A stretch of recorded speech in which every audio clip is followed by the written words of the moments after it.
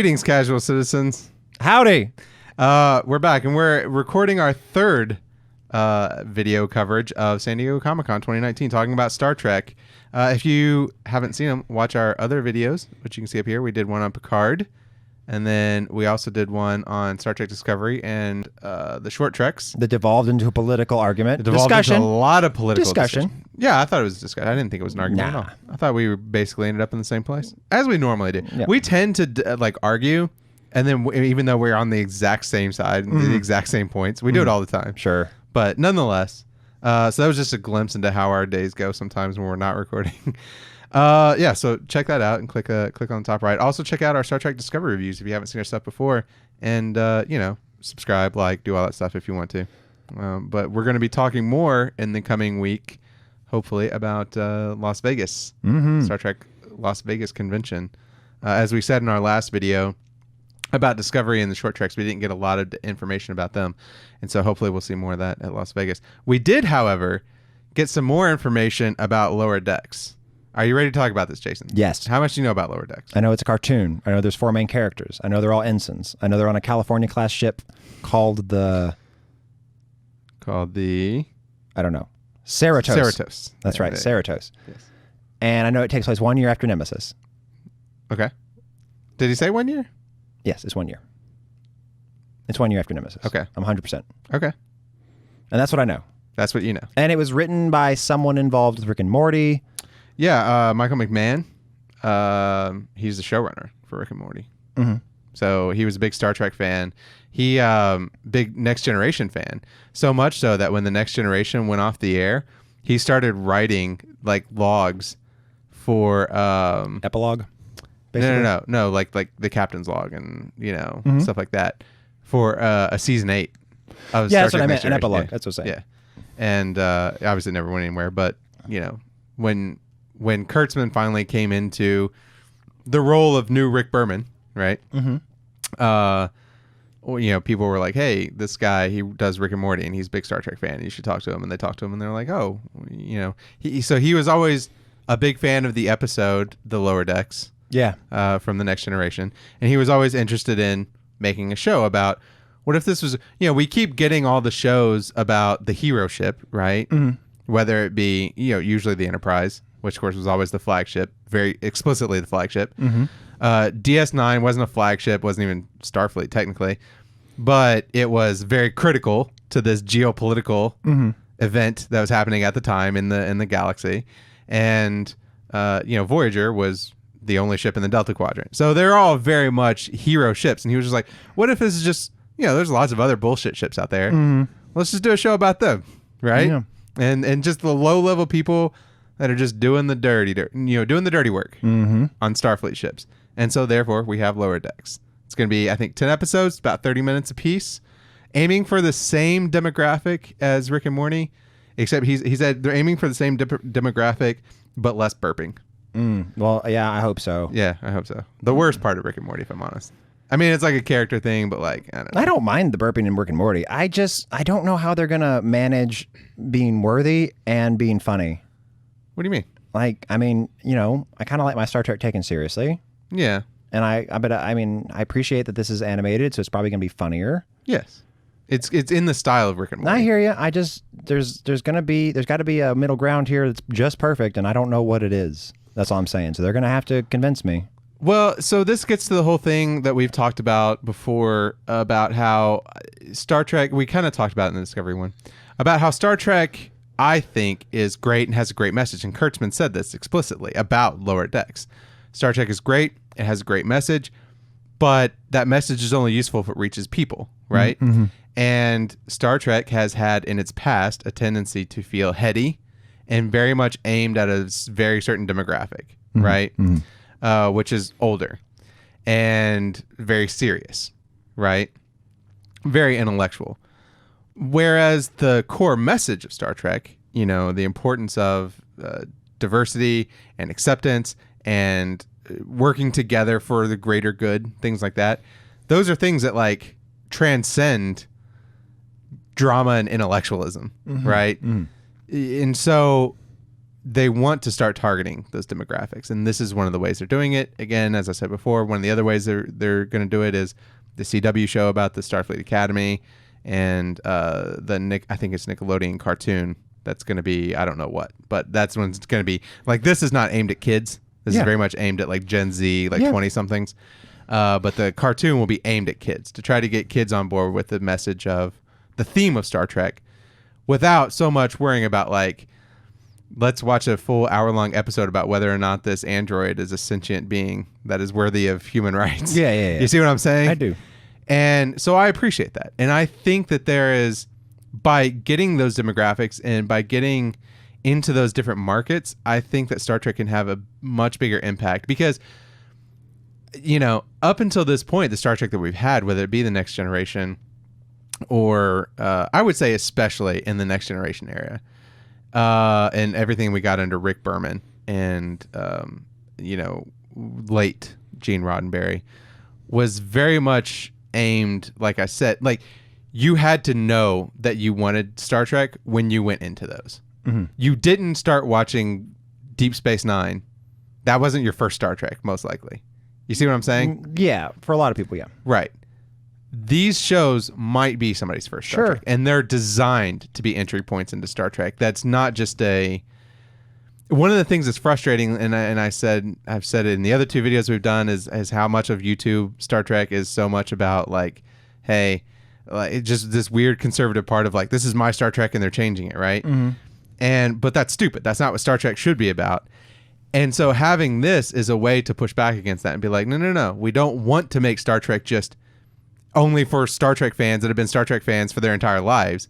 We want to make this something that can be for everyone, in the way that, as much as I'm more of a Star Trek over Star Wars fan, but Star Wars has always had that ability and has spread out even more so to have that with Clone Wars. Yep. And, it's going to do it again with Mandalorian, right? Things like that.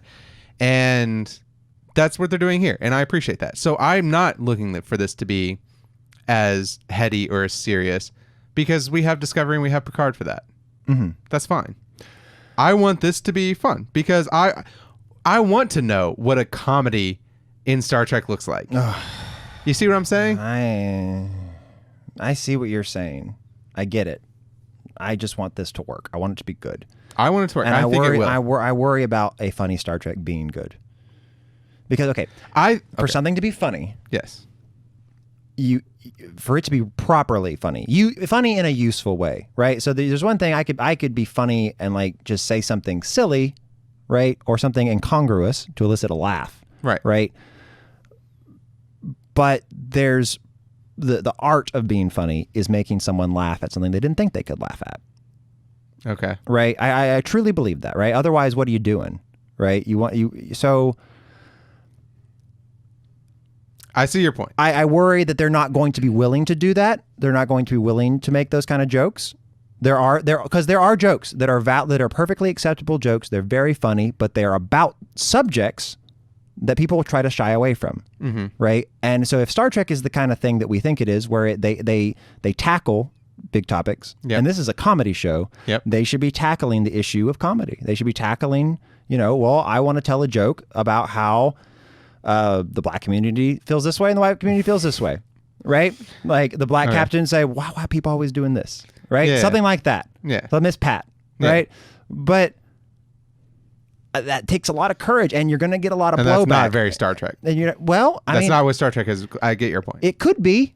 This is a cultural issue that they could talk about. Right. And they could also focus on the workplace conflict, like, cultural conflict in the workplace, how we feel about, like we were talking about Jordan Peterson, his bullshit about workplace stuff. Right. Yeah. I mean, they could address that here. Yeah. Right. So it's interesting to say that because I feel like that's almost exactly where they're going. I hope so. So Mike McMahon said in the panel, he said basically that, okay, so in one hand, it's not what you're saying because he said that what the type of comedy they're going to do is not going to punch down.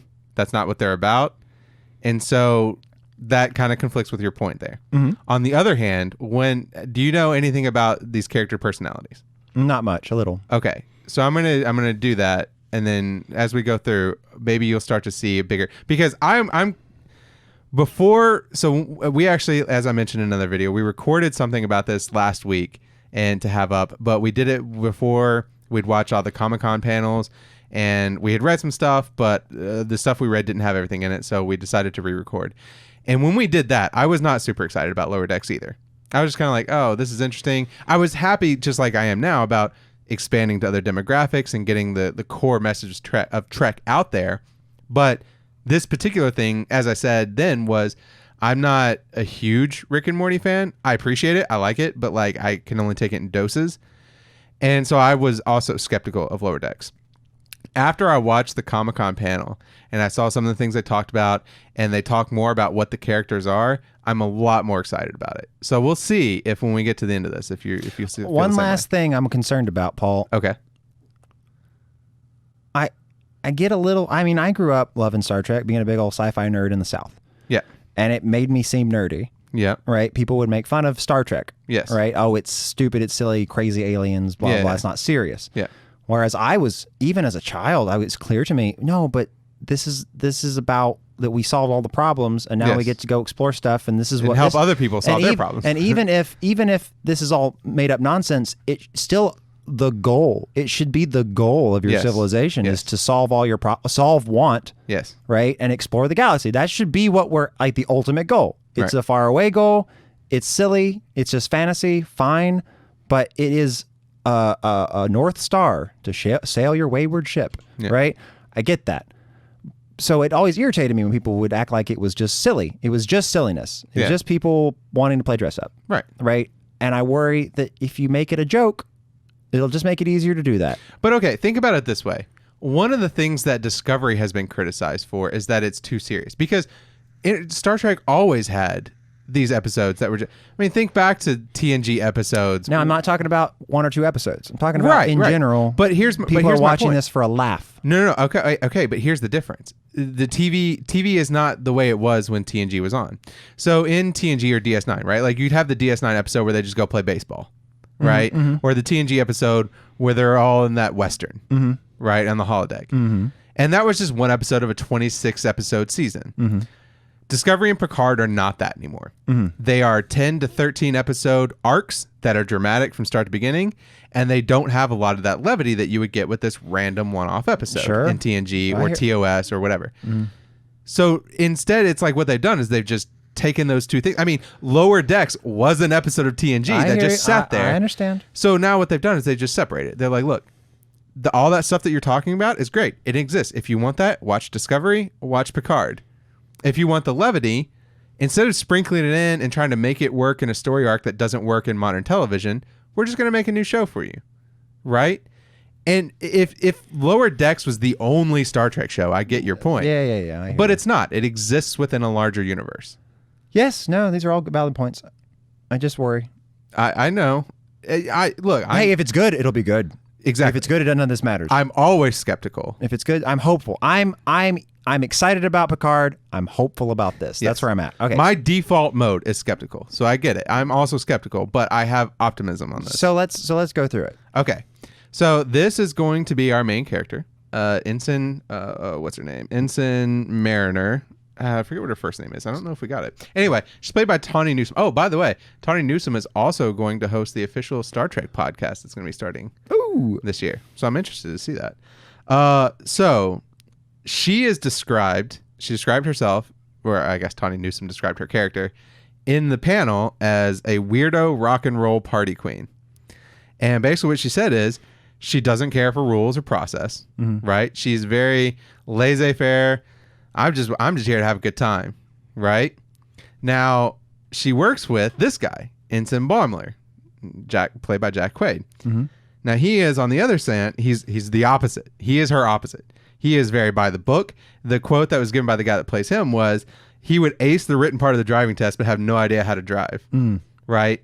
And so the whole idea is, so he's very much orderly. Here's how Starfleet should work. Follow orders, do this and that. And she's very much not like, no, screw the orders. This is the right thing to do. I hate that archetype so much. Smacks of Hideo Kojima. Well, yeah. It's this common sense notion. Well, he's real book smart, but he doesn't have common sense. Yeah. Okay. but it's a trope. But overall, it is a point to put these two together. They're the ones that are always working together. Find 100 random resumes. To find the middle point. Find 100 random resumes and see which one of them list common sense. Yeah. Yeah. Okay, but resumes are bullshit. Right? Okay. They are. They're bullshit. What do you learn from a resume? Nothing. That's why you do an interview. Credentials? Exactly. Okay, you know how else you could get that? You could call the college they went to. And get them to send the records. I suppose. Right? Anywho. I don't like it when people bring, Anyway. I don't like that archetype. He's already my least favorite character. Bullshit. Yeah, but like that's the point. That's kind of the point. Excellent. So how do they work together? Right? See, that's what the thing is going to be. No, but I'm talking about like Big Bang Theory. The smart guy always just can't do anything right. Like he doesn't actually know how to do things. He just kind of knows things in theory, and I don't appreciate that at all. Actually, I find it insulting because I'm a big old nerd. I like to read a whole bunch of stuff. Doesn't mean I can't drive. Right, but the point of an archetype, just like we were talking in the last one about like the Cleons are the aggressive parts, the Vulcans are the logical parts. Oh no, I know, but this archetype, this is not new for Star Trek. I think this archetype is detrimental to society. I truly believe it. Okay. This animosity towards the elites, towards academia. Yeah. This is where it comes from. They're all a bunch of squirrely, narrow-necked, limp-wristed, ivory tower. I mean, okay. Can't actually survive in the real world. Mm-hmm. Yeah. Okay, I see your point. Yeah, I don't like that. It really irritates me. Yeah. Okay. Well, now you got me down on the show. Yeah, one of the biggest shows of all time is a bunch of nerds, and the conceit is there's a pretty girl that likes them, but pretty girls don't like nerds, right? Yeah. Go fuck yourself. Yeah. Ugh. Anyway, although she married one of them. Yeah. Oh. Yeah. What a rare bird. Anyway, let's moving on. Anyway, what a shocker! Pretty people marry nerds. All right. Well, now you got me kind of down on it, but I'm going to keep going. I'm going to pretend that didn't happen. Mm-hmm. I'm still going to be positive. So this is Insin Tendi. So she is new to the ship. It's her first day. Apparently, she was a huge fan of Starfleet her whole life. So she's happy-go-lucky. She's excited to be there. Mm-hmm. She's already my favorite character. She's Kooky Spice in Final Fantasy. Kooky Spice? There's always a Kooky Spice in Final Fantasy. What is Kooky Spice? Like Riku from Final Fantasy. No, but what is the word Kooky Spice? Where does that come from? Like the Spice Girls? Yeah, like a group of people. And but there was no Kooky Spice. I know, but like... oh, imagine if there were. No. Like you could do like Angry, Grumpy, Sleepy. Like dwarfs. Yeah. Any group of people, there's this spice. Yeah. And put this can be that's what they're doing. They're making an ensemble trope. Yes. I got you. Yes. It's in Final Fantasy a lot. That's all. Guess what? They did it in TNG too. No, I'm not down it. TOS. I'm not downing it. No. I mean, Riku is one of my favorite characters from Final Fantasy. That's how ensemble casts Who work, was it in Jason? Final Fantasy VII? Who was Kooky Spice? I don't know. It was the one. It was the one that it was the girl who threw the. It's always a girl. I didn't write it. And you remember she threw she had the boomerang thing that had 4 sides. I haven't finished playing it. Oh, there's a Kooky Spice. I'm only like there's 3 always hours a Kooky Spice in Final Fantasy. Okay. It's okay. I don't mind it. I like Kooky Spice. Insin Tendi. It's Kooky Spice. She's just happy to be there. Excellent. And then we have Eugene Cordero as Ensign Rutherford. So basically, he was described as being a great engineer. Big brother. But he doesn't always solve the problem. Okay. So they described him as being like Geordi LaForge, like he's really smart and as good as Geordi LaForge, but like he doesn't always solve the problem like Geordi did, which is interesting. He's learning. He's not a lieutenant commander. Right. He's just an ensign.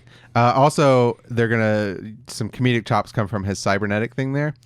Because he just got it, so they described it as being like when you get a new phone and you don't know what all the buttons do, and you're still struggling to figure out how it works. That's going to be 20 I don't know how you're going to extend that into a few seasons. But $20 says there's a joke where he gets his eye thing wrong and he gets to see through people's clothes. Oh yeah. Oops! Oh no. Yeah. This is an invasion of seat, and then they could teach it. Then they could use that to teach a lesson about. I told the word totally consent. Mm-hmm. See. Sure. They're teaching great lessons already. This is the rest of the crew. So this is the bridge crew, basically. We have Fred. I apologize. I don't know how to pronounce his name. But anyway, he plays Lieutenant Shax. He's a Bajoran, as you can see. He was described as a religious extremist. He was described as actually. He was described as a big, muscly Bajoran who wants to eject the warp core all the time. Ha! So that's funny. That is already kind of funny. Yeah. Then we have the captain, Captain Freeman. Let's see. Yeah, Captain. Why do I have Captain Lewis written? I don't know where that came from. Oh, because her name is Dawn Lewis. Yeah. Anyway, Captain Freeman, she's described as being a stoic, ethically bound, awesome Starfleet captain in the vein of Picard. Mm-hmm. So very Star Trek, like we've always gotten. Good. Commander Jack Ransom. Let me guess. He's Peter Quill. Huh? Let me guess. He's Peter Quill. Peter Quill. It's Star-Lord. Oh. Yeah. Yeah, no kidding. Yeah. So they described him actually as like Riker if you gave him a little bit of speed and a little less shame. And then you have Tana, who is a Cation. Now, apparently, and forgive me, Star Trek fans. Grumpy Doctor? Yeah, she is a Grumpy Doctor. Grumpy Doctor. But her species is a Cation, and apparently that is an existing species in Star Trek. Good. It is from the original animated series in the 70s. That's a good callback. But apparently in the original animated series, the Cations were all super provocative and like sexy. And she's like the opposite. She's like grumpy all the time. Yeah, she just grew out of it. Well, I don't know. She said she's really bad at talking to people, but really great at solving sci-fi mysteries. Ooh. So she feels more like the Sheldon. Okay, fair enough. To be honest. Yeah, anyway. That's the Lower Decks. It's coming 2020. This is obviously the episode of TNG that it's based on. Look, even there. You got a Bajoran. You know, there's I mentioned this before, but did you know there's a Voyager version of Lower Decks? There was an episode where they did that. Yep. No, I did not know that. There is, yeah. Voyagers is the show I remember the least about. Mm-hmm. I've only, I think, watched through it all the way 1.5 times. Well, I've only watched through most of them 1.5 times, but like the reason I've seen every episode. The reason that, but I'm saying it wouldn't matter because the reason the Voyager's so forgettable is because the characters are so forgettable. Yeah. Describe to me in one sentence Harry Kim's personality. You've used this before. Yeah. And I couldn't answer it then. I can't answer it now. Yeah. No, you know what it is. He's like the dorky engineer. That was his. But they've always started with that. Geordi was the same way. Describe Geordi's character arc, right? I don't think he had one at TNG. Not arc, his character. Okay, describe his character. Describe Geordi's character? Exactly. No, I can probably do it. Okay. Yeah. He is someone who... Nailed it. No. I can do it, though. I can actually do it. I can see it. I have to find the words. He is someone who...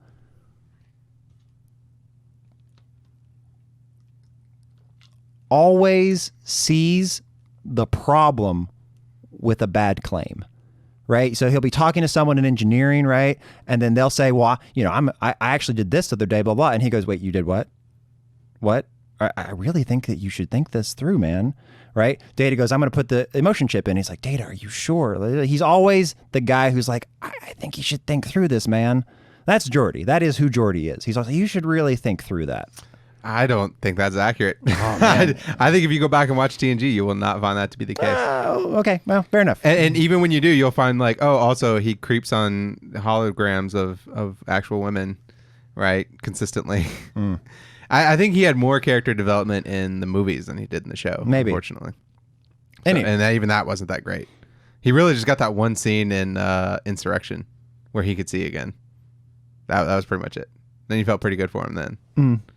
I mean, like, it was so bad in Generations, he dissolved into the background. They used him as, like, a drone. As a surveillance drone. Yeah, no, I remember. Yeah. Right? I mean, what else did he do in Generations? Yeah, I get your point. He said, maybe don't put in the emotion chip. Okay, great. And then the next time you see him... Oh, he also what? Yeah, no, but what I described him as character, he's always explaining to Data how things work with people. He's consistently doing that. Even on the boat. In Generations, when he's talking to Data, right? He's saying like, they're having fun. And then Data takes it too far and he goes, no, not like that, right? That's his role. His role is to illustrate... To stop people from having fun? Maybe. Anyway, moving on. Geordi. Okay, but sorry. So anyway, Voyager's forgettable, is my point. So my point is, I get what you're saying, but I think that is intrinsic to any kind of ensemble cast. And I think that you'll find the same tropes in every single Star Trek series, right? Not like Voyager. No, Voyager was the worst. Yeah, but I mean, okay, just like in this case, right? Like they described Ransom as being like Riker, but with less shame. Okay, but Riker was the playboy of TNG, just like Kirk was. Right, but you just described Riker in one word. That's fine. But it's just harder to do that with Voyager. That was my whole point. Yeah, I'm not talking about Voyagers. I'm talking about these people. Yeah. Right? They have their quirks, and you're worried about them being tropes and being boring I because don't, they're tropes. I don't mind. No. You misunderstand me. I don't worry about it being boring because they're tropes. I don't like one of their tropes. Oh, okay. That's all it is. I got you. One of their tropes irritates me viscerally. Okay. Yes, I take offense to it. Okay. Snowflake. Fair enough. I'm just kidding. No, I think that's fair, and I do hope his character has more to it than I hope they all do. I think they can. Sure. I'm trying to get a beat of it from Rick and Morty. I mean, what's a character that has isn't that what Morty is kind of supposed to be? I'm sorry. Oh, not really. Oh no, Morty's stupid. That's right. The dad. Yeah. The dad. No, the dad's stupid. But he's stupid too, which is a trope. Well, okay, but the trope about Rick is that, okay, it's not that he can't do anything, but the big trope about him is that he can't relate to people. No, so he's more like Todd. Yes, the intellect makes you depressed. It makes you lose touch with people. Yes. That is not what they're doing here. I got you. Yeah.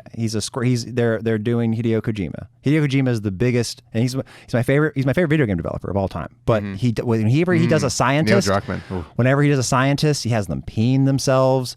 They can't walk. They walk funny. Otacon. Yeah, they're always He silly. literally They're called him always Otacon, though. Like, there was almost a part of that was like... But it's all of them. It's always scientists. That was self-referential because he was kind of making fun of otaku, right? Yeah. So, I don't know. In the same way people make fun of Star Trek fans, Trekkies. Yeah, I know. But you still liked Otacon, right? Like, that was the thing. That was the brilliance of Otacon. He was a trope, but you came to, like, care about Otacon.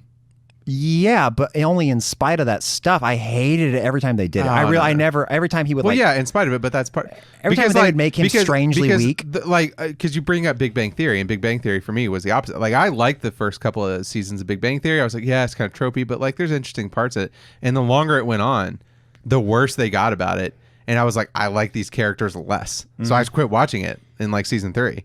I was like, this is stupid. Or season 3 or season 4. Yes. Well, and because they deliberately took characters that had these quirks, but like were relatable or could do something with it. Like, what's her name? The one that Sheldon, she's played by Maya Bialik. Sheldon's girlfriend. Oh, I don't watch it. Okay, but you've seen. I know you're talking about she's brunette. Yeah. Anyway, she, when she started, she was like a counterpart to Sheldon. But like what I thought about her when she first came on was like, oh, it's interesting because she's a very smart, scientific woman, and like we don't get a lot of that on TV, and so that's cool, right? And then they just turned her into like a smart science version of the blonde of Kaylee Cuoco, right? By like a season and a half later, and I was like, well, this is stupid. You just dumbed all these characters down. Because that's the sexist way in which they do these things, and they always do these things. When it's a woman who they do that, so they make them a science nerd, right? They're really just a bookworm who has a freak side. Secretly they're a freak all the time. But the guy, he really is just weak. That's what they're after. Like they really like, and I don't like that. Because I feel like they're calling me weak because I like smart stuff. Yeah. And I don't appreciate that. And you can come say it to my face, bro. We can take it outside. Just don't. Love you, Hideo Kojima. Don't let him have access to a sword, and then you'll really be in trouble. Yeah. So I will say, actually, there was a quote from McMahon that does concern me even more now that you bring this up. Yep. He said, I love the story. So he was like, what kind of vibe were they going with the show? And he says, hey, I love TNG. I love the stories with Riker and his transporter twin. And this is a rough quote, a paraphrase. If you will. I love the stories with Riker and his transporter twin, but I really love the stories about Geordi and Data writing a play and arguing about it. Yeah, for sure. So like the goofy episodes. For sure. I like those stuff too. But the thing is, I mean, yes, it's funny when Data says, oh shit, before the ship crashes, because you don't expect it from Data. Yeah. But if you're going to do a show that's really comedic, right. So one of the things that makes Rick and Morty so great is they'll joke about anything. Yeah. You kind of have to do that. Yeah. If you're for your comedy show to have credibility. Otherwise you're just King of Queens or Big Bang Theory or How I Met Your Mother, which are fine shows, I guess. Not all of them. Well, I mean, one I hate, but like, I mean, How I Met Your Mother was tolerable. I don't want this. Watching How I Met Your Mother. I don't want this to be tolerable. I want this to be good. That's fair. Well, now you got me down on it. Oh no, hey, there's nothing to say that it can't be this, and we just have one character we hate. That's fine. Yeah, that's. I love hating on characters. It's totally fine. Yeah, he'll be the bad character. Yeah, we'll always bitch about him. He'll be the Harry Kim of this show. Sorry, Harry. Yeah. Great actor, great guy. Garrett Wink, great guy. Harry Kim didn't leave an impression. I haven't met him. I mean, I've seen him like interviews and stuff like that. He's a nice enough guy. Sure enough. Right. But as you would say, Harry Kim did not leave an impression. No. So, and I think, yeah. You know what's funny? The only thing I can remember about Harry Kim, like reliably, is that he didn't bang 7 of 9. But he always wanted to. I guess always. See, that's what I'm saying though. That was just like Jordy with Lena Brahms. Okay, fine. Which again plays in that trope of like But the nerd always like creeping on the women. In general, So weird. In general, Point taken. In general, Jordy was wise. I would describe Jordy as wise. That's fair. Yeah. He wasn't as basic as Harry Kim was. Yeah. Anywho, no more of that. But I would like to see less of that trope of like the nerds being Weak. That's what also creepy about women. I need less of that. That's what it is. They want it to be weak. They want, if you're smart, you need to be weak, and I don't appreciate that really. Yeah, and that does feel very not Star Trek. But I'm hoping the conceit of him is not necessarily that he's smart as much as it is he is, for lack of a better word, conservative. He is. It's more that he's so worried about. Yeah. But we know that's not what's going to going by the book. We know what this is. I know. And just remember, the thing about Star Trek, because that humor is more difficult. Do you know how the big strong man run the ship? All in every Star Trek, you know how they describe themselves? We're scientists. Yeah. Okay. They don't look weak when they say it, and that's one thing I love about Star Trek. Yeah. Yeah. Well. Okay. It's fine. This is gonna be great. I'm excited. It's gonna be great. Woo! Thanks, Jason. You got me all down on it. I was so excited to talk about this, and now I'm kind of reconsidering it. Yeah, I'm sure it'll be fine. I'm sure it'll be fine. Well, either way, we'll be here reviewing it on YouTube.com, Casual Notion. Yeah. Go ahead and follow us on all social media. Check out our other review videos. Check out, I think I'm going to link probably the Discovery video that we talked about. And yeah, that's all I got. Until next time, keep it casual, everyone. Bye. Bye.